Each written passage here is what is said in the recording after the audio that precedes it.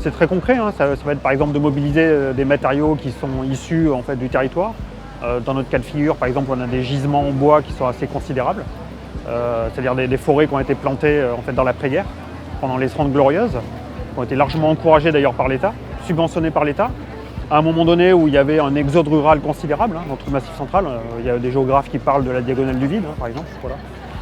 Il y a des pans entiers du territoire qui ont été en fait, plantés de résineux, des essences exogènes d'ailleurs, souvent, le Douglas ou l'épicéa. Et aujourd'hui, c'est des ressources qui arrivent à maturité. On peut partir de ces ressources-là pour construire autrement, plutôt que de construire voilà, avec des matériaux qui consomment beaucoup d'énergie à leur fabrication, comme le béton ou l'acier. Alors après, il y a d'autres enjeux, hein, puisqu'on est dans un monde complètement globalisé. Et c'est vrai que depuis la Covid-19, par exemple, l'accès à ces ressources devient très compliqué, parce qu'il y a en fait des tensions sur le marché à l'échelle mondiale. Donc voilà, par exemple, il y a des Chinois, les Américains, qui achètent beaucoup de bois dans le Massif central.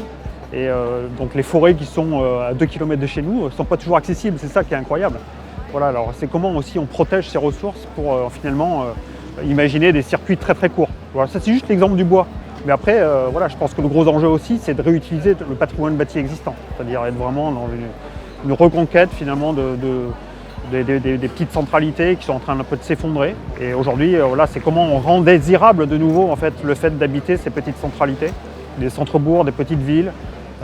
Voilà, en imaginant reconquérir en fait, des pans entiers de territoire qui sont tombés un peu dans une forme un peu de décrépitude, quoi. Et donc quel mécanisme on met en place? Par exemple à l'école d'architecture de Clermont-Ferrand, on travaille beaucoup sur ces sujets-là, en lien avec les politiques publiques qui sont développées par le gouvernement actuellement, hein, depuis quelques années, Action Cœur de Ville, je ne sais pas si vous en avez entendu parler, Petite Ville de demain. Donc on considère que notre établissement doit en fait, se poser la question de comment en fait, se traduit l'architecture dans ces politiques-là. C'est-à-dire que ce n'est pas qu'une question de commerce dans le centre-ville et de parking.